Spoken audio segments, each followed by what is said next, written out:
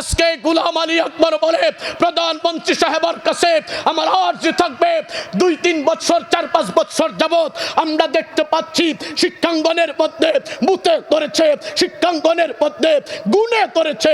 আমরা দেখতে পাচ্ছি যখন ইসলাম এবং মুসলমানের বিরুদ্ধে লেখালেখি হয় তখন দেখা যায় এই দেশের মুসলমান জাগ্রত হয়ে যখন তার মোকাবেলা করে আন্দোলন গড়ে তুলে তখন প্রধানমন্ত্রী সাহেবা বলে কে বা কারা এটা লিখছে আমার জানা নেই।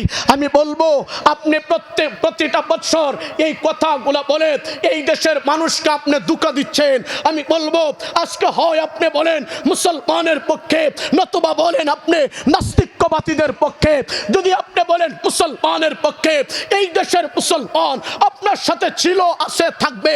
আর যদি বলেন আপনি নাস্তিকবাদীদের পক্ষে, রব্বুল জালালের কসম কেটে বলবো ৭১ যুদ্ধ করে যেমন করে বাংলাদেশকে স্বাধীন করেছে, এবার যদি নাস্তিক আর মুরতাদদের থেকে দেশকে স্বাধীন করতে হয়, বাংলাদেশের লক্ষ কোটি যুবক রক্ত দিয়ে নাস্তিক মুক্ত বাংলাদেশ গড়বে, ঠিক কিনা?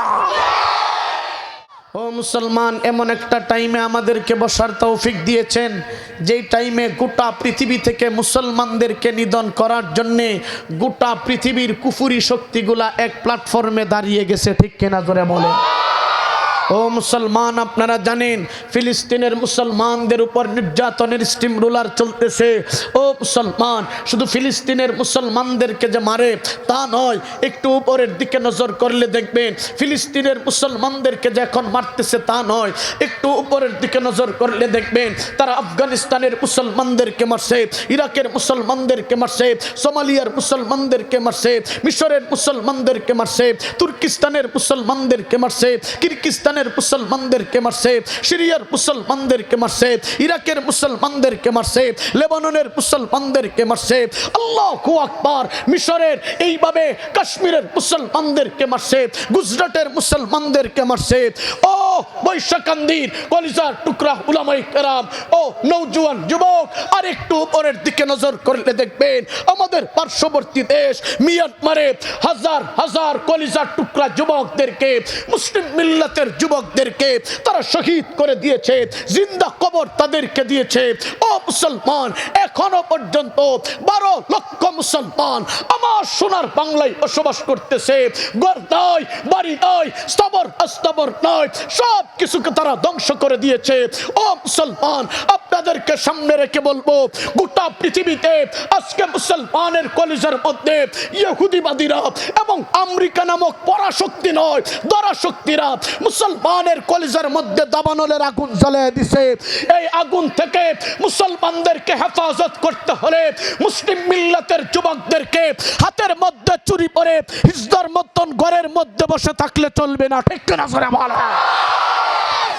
তোমাদেরকে প্রস্তুতি গ্রহণ করতে হবে, ঠিক কিনা বলেন। এত আস্তে বললেন কেন? ঠিক না বে ঠিক? জোরে বলেন ঠিক না বে ঠিক? ও মুসলমান, ওয়াহিদু লাকুম মাসতাতাতুম মিনাল কুওয়া তুরহিবুনা আদুওয়াল্লাহি ওয়া আদুওয়াকুম। এমন ভাবে মুসলিম মিল্লাতের যুবকদেরকে প্রস্তুতি গ্রহণ করতে হবে যত সময় পর্যন্ত ইসরায়েল নামক জারজ রাষ্ট্রের একটা ইহুদির বাচ্চা বেঁচে থাকবে, বুকের তাজা রক্ত দিয়ে যুবকদেরকে ঝাঁপিয়ে পড়তে হবে, ঠিক কিনা? ও মুসলমান,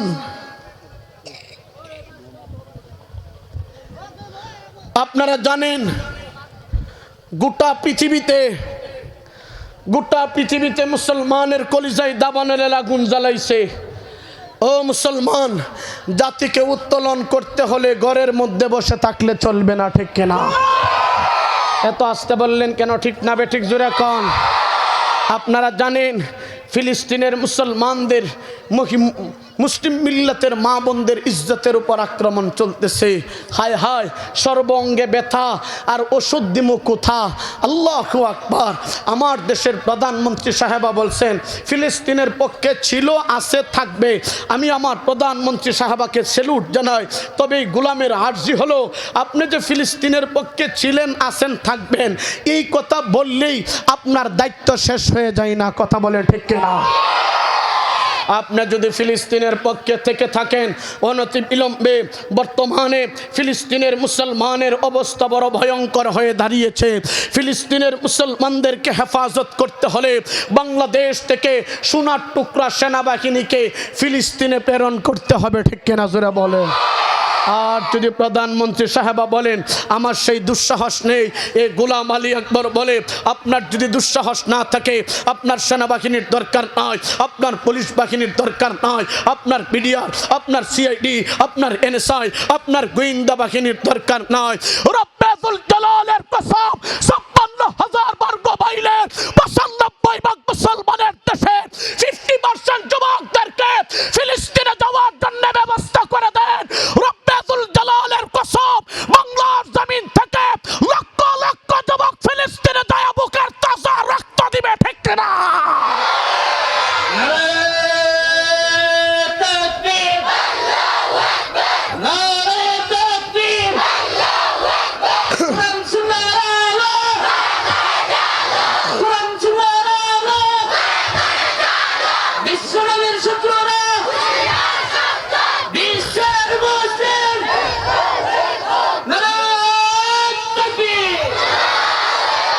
ও মুসলমান, গোটা পৃথিবীর মুসলমানের কলিজায় দাবানলের আগুন জ্বালাইছে। এদের জাতিকে উত্তোলন করতে হলে আপনাকে আমাকে প্রস্তুতি গ্রহণ করতে হবে, ঠিক কিনা? ও বাজান, এমন আপনাদের ভয় লাগতেছে? ভয় লাগতেছে? না না না, এমন বাটে বলবেন এই যে বুলাগঞ্জ বা কোম্পানিগঞ্জের ওসি অথবা এই পুলিশ এসআই যারা আছে ওনারা এসে আবার হাতের মধ্যে হ্যান্ডকাফ লাগাইতে পারে, আস্তে করে বইলেন, কারণ যদি আবার গ্রেপ্তার করে ফেলে বিভিন্ন সমস্যা আছে। ভয় রেখে কথা বলা যাবে না, ঠিক কিনা জোরে বলে। আমি বলেছিলাম আমি শুধু ফিলিস্তিনের পক্ষে কথা বলি তা নয়, বাংলাদেশের শিক্ষা ব্যবস্থার মধ্যে যখন বুথে ধরছে আমি তখন গোটা বাংলাদেশে চ্যালেঞ্জ করে এই কথা বলেছিলাম, বাংলাদেশের যুব সমাজ রে খাইছে পরিমণি আর শিক্ষাঙ্গন খাইছে দীপুমণি, ঠিক কিনা জোরে কয়। এই কথা বলার পরে আমার নামে উপর থেকে তদন্ত আসে, আমার নামে তদন্ত করা হয়। আমি কি এই দেশের মধ্যে, আমি কি আমার এলাকার মেম্বার, চেয়ারম্যান, এমপি, মন্ত্রী, আমি কি রাস্তার মধ্যে রোডের বদলা বাস দিছি? তাহলে আমার নামে তদন্ত আসবে কেন? আমি বলবো তদন্ত আর তদন্ত দিয়ে ওলামায়ে কেরামের জবানকে স্তব্ধ করে রাখা যাবে না, ঠিক না? আমি দেখতে পাচ্ছি এরও কিছুদিন পরে আপনারা দেখছেন এই দেশের যুব সমাজরে খাওয়ার জন্যে এই দেশের শিক্ষা ব্যবস্থার মধ্যে ছেলেরা যাই শিক্ষা গ্রহণ করতে শিখবে, এই ছেলেদেরকে ব্যাঙের নাক শিখায়, কত কত কত কত, ঠিক কিনা জোরে কও। এদেরকে শেখানো হয় টিডিং টিডিং সাইকেল চালায়, এদেরকে শিক্ষা দেওয়া হয় প্যাক প্যাক প্যাক প্যাক কথা কনাকে, ঠিক কিনা? এদেরকে এসব শিক্ষা দেয়। এই চ্যাপ্টার চলে গেছে, এই চ্যাপ্টারটা ক্লোজ হয়ে গেছে। তারপরে আপনারা কি দেখলেন? বর্তমান শিক্ষা ব্যবস্থার মধ্যে এমনভাবে ভূতে ধরেছে, আমি আপনারা দেখেছেন। পরে ক্লাস 7-এর শিক্ষা সিলেবাসের মধ্যে শরীফ শরীফা নামক আজগবি গল্প দিয়ে এই দেশের যুব সমাজকে সমকামিতার দিকে ঠেলে দিচ্ছে, ঠিক কিনা তোরা বলে। আবার আরেকটা জিনিস আপনারা দেখছেন, গ্রামীণ সিমের মধ্যে, গ্রামের সিমের অ্যাডভারেসের মধ্যে সুন্দর করে এখানে লেখা, কিছুদিন যাবৎ চলতেছে, এই দেশের মানুষ বাবার পরিচয়ে বড় হবে না, মায়ের পরিচয় বড় হবে। তারা কি বানাইতে চায়? এই দেশকে জারজ রাষ্ট্র পরিণত করতে চায়, কথা বলেন ঠিক কিনা জোরে বলে। কত বড় শুনেন, কেউ যদি বলে যে একটা ছেলে, এটা তো ক্লোজ হয়ে গেছে, কি বলবো, কেউ যদি বলে যে একটা ছেলে, সে যদি মনে মনে বলে আমি মেয়ে, বুঝতে হবে এর মতলব খারাপ, ঠিক কিনা জোরে কও। মেয়েদের আড্ডাখানায় ঢুকে সে না কইতাম না। আবার কেউ যদি মনে করে কেউ ছেলে, সে মেয়ে, কিন্তু মনে মনে বলে আমি তো ছেলে। আচ্ছা, এগুলোর মাথার মধ্যে গোবরের চাইতেও আরো মাথা এগুলা এমন খারাপ হয়েছে। আচ্ছা বলেন তো, সে ছেলে না মেয়ে, এটা কি ভূমিষ্ঠ হবার পরে তার মা কি দেখে নাই এর আসেনি না নাই? আসেনি না নাই? এটাকে তার মা বাবা দেখে নাই? তুই বড় হওয়ার পরে মনে মনে দাবি করতে কি বুঝতে এর মতলব খারাপ, ঠিক কিনা জোরে কও। এই যে ওরে এ শিয়াল আছে না, শিয়াল সুন্দর করে আয়সা মুরগিরে বলতেছে, শোনো আমি তো এখন, আমি আগে শিয়াল ছিলাম কিন্তু এখন আমি মুরগ হয়ে গেছি, মুরগের সাথে মিশার জন্য। আমি আগে শিয়াল ছিলাম এখন আমি মুরগ হয়ে গেছি, আসো দুজনে বন্ধু বন্ধু আমরা বন্ধুত্বের আচরণ করি, আমরা চলো একটু জঙ্গল থেকে ঘুরে টুরে আসি। আচ্ছা বলেন তো এরে এই শিয়ালে যেটা বলছে যে আমি আগে শিয়াল ছিলাম এখন আমি ভালো হয়ে গেছি, মুরগ হয়ে গেছি, আচ্ছা বলেন তো এই শিয়ালের মতলবটা ভালো না খারাপ?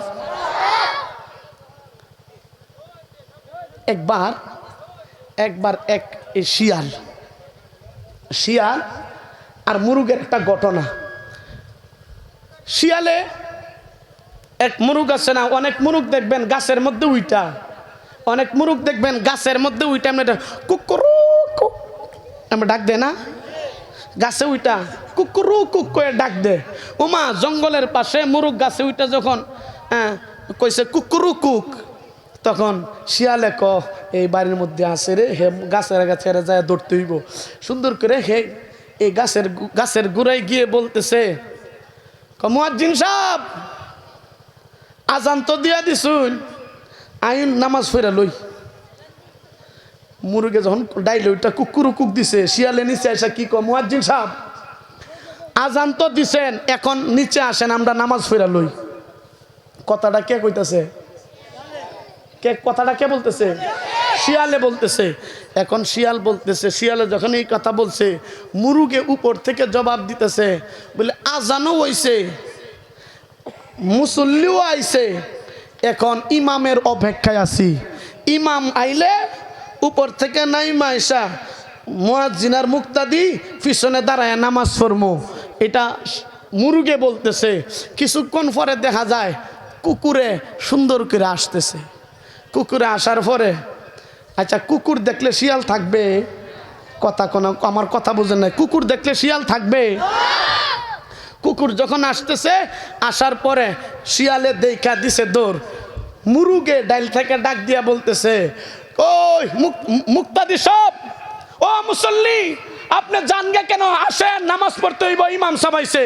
শিয়ালে উঠতে ক আমার অজু ছুটতে গেছে গা। তার কি ছুটছে? আমার অজু ছুটছে, অজু করে আসি। এই দেশের মুসলমানদেরকে এই দেশের কুলাঙ্গারেরা শিয়ালের রূপ ধারণ করে ঈমান আকীদাকে নষ্ট করতে চায়, ঠিক কিনা জোরে বলে? এত আস্তে বললেন কেন? ঠিক না বেঠিক? জোরে বলতে হবে, ঠিক না বেঠিক? আজকে গোলাম আলী আকবর বলে প্রধানমন্ত্রী সাহেবের কাছে আমার আর্জি থাকবে, 2-3 বছর 4-5 বছর যাবত আমরা দেখতে পাচ্ছি শিক্ষাঙ্গনের মধ্যে মুতে করেছে, শিক্ষাঙ্গনের মধ্যে গুণে করেছে। আমরা দেখতে পাচ্ছি যখন ইসলাম এবং মুসলমানের বিরুদ্ধে লেখালেখি হয় তখন দেখা যায় এই দেশের মুসলমান জাগ্রত হয়ে যখন তার মোকাবেলা করে আন্দোলন গড়ে তুলে, তখন প্রধানমন্ত্রী সাহেবা বলে কে বা কারা এটা লিখছে আমার জানা নেই। আমি বলবো আপনি প্রতিটা বছর এই কথাগুলো বলে এই দেশের মানুষকে আপনি ধোঁকা দিচ্ছেন। আমি বলবো আজকে হয় আপনি বলেন মুসলমানের পক্ষে, নতুবা বলেন আপনি নাস্তিক্যবাদীদের পক্ষে। যদি আপনি বলেন মুসলমানের পক্ষে, এই দেশের মুসলমান আপনার সাথে ছিল, আছে, থাকবে। আর যদি বলেন আপনি নাস্তিক্যবাদীদের পক্ষে, রব্বুল জালালের কসম কেটে বলবো ৭১-এ যুদ্ধ করে যেমন করে বাংলাদেশকে স্বাধীন করেছে, এবার যদি নাস্তিক আর মুরতাদদের থেকে দেশকে স্বাধীন করতে হয়, বাংলাদেশের লক্ষ কোটি যুবক রক্ত দিয়ে নাস্তিক মুক্ত বাংলাদেশ গড়বে, ঠিক কিনা? কি ভাবছেন? প্রতিটা বছর শুরু হইতে না হইতে আপনারা দেখছেন আলিয়া শিক্ষা কারিকুলামের মধ্যে একটা মেয়েকে আলিয়া শিক্ষা সিলেবাসের ইসলাম শিক্ষা বইয়ের মধ্যে, স্কুল কলেজ না, ইসলাম শিক্ষা বইয়ের মধ্যে একটা মেয়েকে হারমোনি দিয়ে বসায় দিছে। দেখেন নাই? দেখেন নাই আপনারা? আবার ইসলাম শিক্ষা বইয়ের মধ্যে মা দুর্গা, মা কালী, শিব ঠাকুরের এগুলার জীবনে দিয়ে ইসলাম শিক্ষাকে ভরে ফেলছে। আবু বকরের জীবনী নাই, উমরের জীবনী নাই, উসমানের জীবনী নাই, আল্লাহু আকবার, হযরতে চার খুলাফায়ে রাশিদিনের জীবনী নাই, নবী মুহাম্মদের জীবনী নাই। আমি বলবো অনতিবিলম্বে এই শিক্ষা ব্যবস্থাকে বাতিল করে নতুন শিক্ষা ব্যবস্থাকে নতুন শিক্ষা ব্যবস্থাকে প্রণয়ন করতে হবে। ঠিক কিনা জোরে বলেন? আর যদি আপনাদের এতই হিজলা হওয়ার মনে চায়, যেগুলা এটা লেখছো, মাদ্রাজের হসপিটাল খোলা আছে, সার্জারি কইরা হিজলা সাজাও, এই দেশের মানুষ আপনাদেরকে কিছু বলবে না। আমার কথা হইল, এই দেশের একদিন দুই দিন প্রত্যেকটা বছর ইসলামের বিরুদ্ধে কথা বলে এই দেশের মুসলমান গর্জে উঠলে প্রধানমন্ত্রী সাহেবা বলে আমি জানি না। আপনি তদন্ত করেন, যারা ইসলাম এবং মুসলমানকে দিয়ে যারা এই দেশের মধ্যে মুসলমানের সাথে দাঙ্গা লাগাইতে চায় তাদেরকে ধরে ধরে আইনের আওতায় আনতে হবে। ঠিক কিনা জোরে বলে? এদেরকে শাস্তি দেন। আমার দেশের শিক্ষামন্ত্রী যখন ছিলেন নাই নুরুল ইসলাম নাহিদ, তখন তো বাংলাদেশের শিক্ষা ব্যবস্থা নিয়ে কথা হয় নাই। এখন কেন কথা হবে এটা জাতি জানতে চায়।